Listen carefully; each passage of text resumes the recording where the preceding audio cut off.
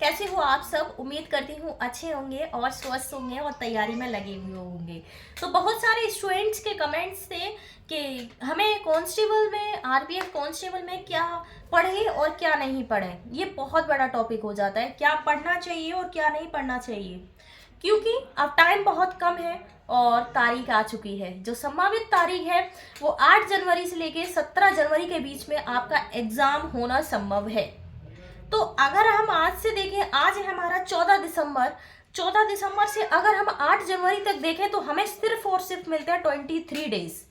सिर्फ हमें मिलते हैं 23 दिन। अब 23 दिन में क्या पढ़ें और क्या नहीं पढ़ें, ये बहुत बड़ा एक अपने आप में सोचने की बात है। तो मैं आप सबको बताऊं कि वेटेज जो रहता है जीके का, आप सबको तो पता ही होगा, अभी एसआई का एग्जाम खत्म हुआ है।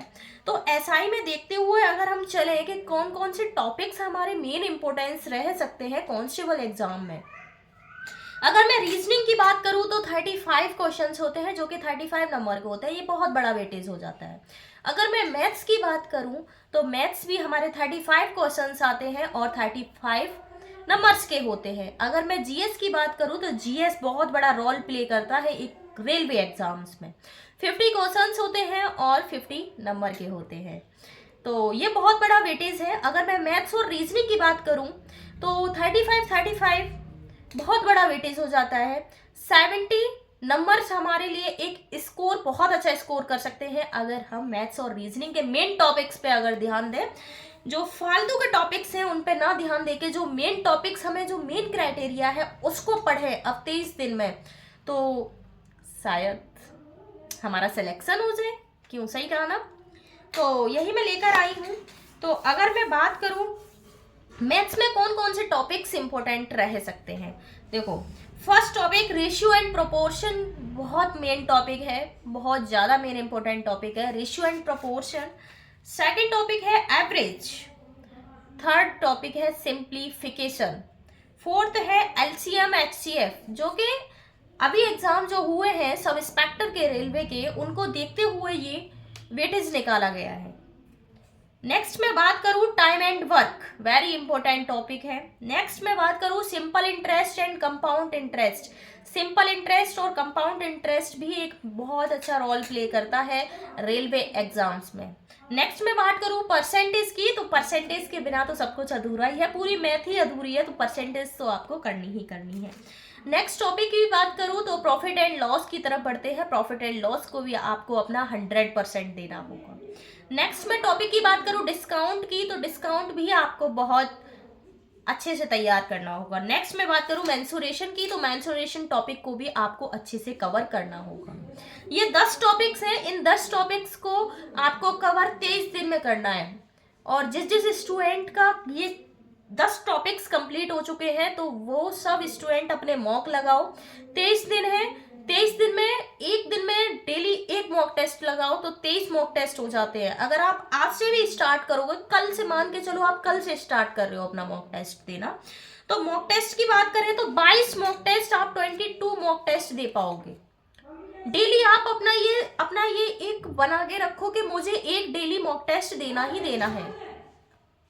अपने अंदर ये एक कॉन्सेप्ट रखो कि मुझे एक मॉक टेस्ट किसी भी हालत में, चाहे मुझे भूख लगे, चाहे मुझे प्यास लगे, चाहे मुझे शादी अटेंड नहीं करनी, चाहे कुछ भी हो जाए, मुझे 24 आवर्स में एक मॉक टेस्ट अपना लगाना ही लगाना है। ये अपने माइंड में कॉन्सेप्ट तैयार रखो कि मुझे एक मॉक टेस्ट देना है, तो 23 मॉक टेस्ट तैयार हो जाएंगे आपके, तो आपका स्कोर बहुत बढ़ जाएगा। नेक्स्ट मैं बात करूं रीजनिंग की, तो रीजनिंग में भी मोस्ट टॉपिक्स जो है, फर्स्ट टॉपिक है डिसीजन मेकिंग, सेकंड है ब्लड रिलेशन। ब्लड रिलेशन के कॉन्सेप्ट अच्छे से पढ़ लेना क्योंकि क्वेश्चंस काफी आते हैं। नेक्स्ट मैं बात करूं डिस्क्रिमिनेटिंग कॉन्सेप्ट की। नेक्स्ट टॉपिक की बात करूं अर्थमेटिकल रीजनिंग भी काफी आती है।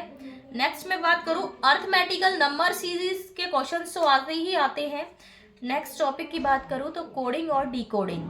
कोडिंग और डिकोडिंग के क्वेश्चन तो आपको एक दो मिल ही जाता है, तो ये भी एक मोस्ट इंपोर्टेंट टॉपिक होने वाला है। नेक्स्ट में बात करूं स्टेटमेंट कंक्लूजन की, तो स्टेटमेंट कंक्लूजन भी एक मोस्ट इंपोर्टेंट टॉपिक है। नेक्स्ट है non verbal series, non verbal series को अच्छे से कर लेना। नेक्स्ट है सिमिलरिटीज डिफरेंस, सिमिलरिटीज डिफरेंस करना रीजनिंग में वेरी इंपॉर्टेंट टॉपिक है।